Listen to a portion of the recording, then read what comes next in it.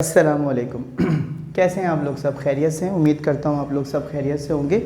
आज हम chapter number 7 first year chemistry में केएसपी का एक और न्यूमेरिकल सॉल्व करने जा रहे हैं।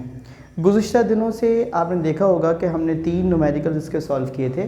पहले हम सॉल्युबिलिटी से केएसपी निकाल रहे थे और आजकल हम केएसपी से सॉल्युबिलिटी निकाल रहे हैं। ठीक है, आज इस सिलसिले का दूसरा न्यूमेरिकल है और इसकी हेडिंग क्या है? सॉल्युबिलिटी फ्रॉम केएसपी, यानी आपने सॉल्युबिलिटी मालूम करनी है, केएसपी आपको गिवन है। तो ज़रा जल्दी से आ जाइए वीडियो की तरफ। देखिए सवाल में वो आपसे कह रहा है the Ksp of AgCl is 9.6 10⁻11 moles square पर dm6। It's molecular mass is 143.5 AMU, यानी AgCl का जो मोलिकुलर मास है वो कितना है? 143.5। क्योंकि आपको पता है सिल्वर का एटॉमिक मास होता है 108, Cl का होता है 35.5। तो अगर आप 108 प्लस 35.5 करेंगे तो आपके पास मॉलिक्यूलर मास आ जाएगा 143.5 AMU।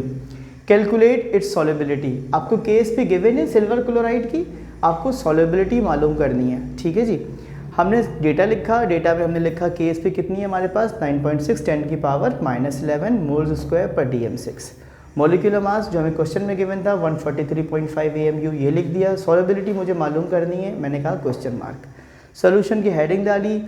सबसे पहले आप क्या करेंगे? सॉल्ट की डिसोसिएशन इक्वेशन लिखेंगे। AgCl आपको पता है क्लोराइड्स ग्रुप 7A में है, इसकी वैलेंसी है -1, तो आप लिखते हैं Cl-1। Cl अगर -1 है तो Ag क्या हो जाएगा? +1। ठीक है, केएसपी की इक्वेशन किसके बराबर होती है? Ksp is the ionic product of cation की कंसंट्रेशन मल्टीप्लाई बाय एनाइन की कंसंट्रेशन। तो केएसपी बराबर हो गया concentration of silver ion multiply by concentration of chloride ions. अब चूंकि मुझे Ag और +1 और Cl-1 दोनों की कंसंट्रेशन मालूम ही नहीं है, तो मैं क्या करता हूँ? दोनों को x मान के चलता हूँ, यानी Ag+ को भी x, Cl-1 को भी x। x को x से मल्टीप्लाई कर दिया, x² बन गया। केएसपी गिवन थी 9.6 10⁻11। ठीक है, स्क्वायर ख़त्म करने के लिए मैथ का रूल क्या है? आप स्क्वायर रूट ले लेते हैं दोनों तरफ। तो जैसे ही आप दोनों तरफ स्क्वायर रूट लेंगे, स्क्वायर से ये रूट ख़त्म हो जाएगा। अलबत्ता इसका रूट कितना निकलेगा? 9.8 10⁻6। बेटे ये x है और x क्या था आपका? कंसंट्रेशन, और कंसंट्रेशन की यूनिट क्या होती है? मोल पर dm³। ठीक है, यहाँ तक बात समझ में आती है। तो आपने x की यूनिट क्या लिखी?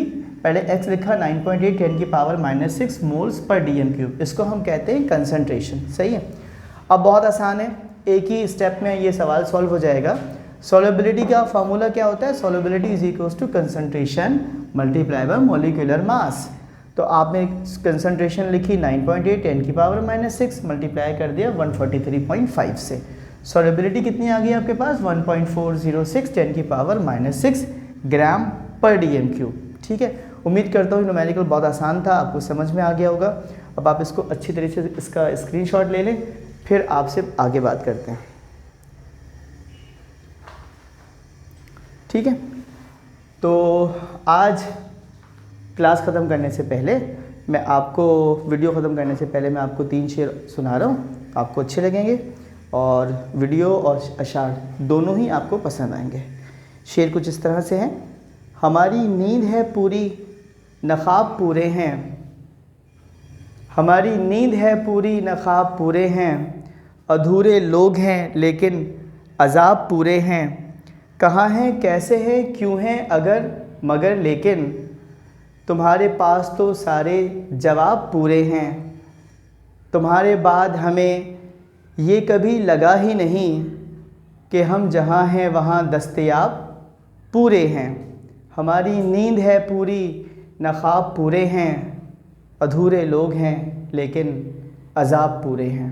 अपना बहुत ख्याल रखिएगा, वीडियो को शेयर कीजिएगा और अपने दोस्तों को ये बताइएगा, लाइक कीजिएगा और चैनल को सब्सक्राइब कीजिएगा। अल्लाह हाफ़िज़।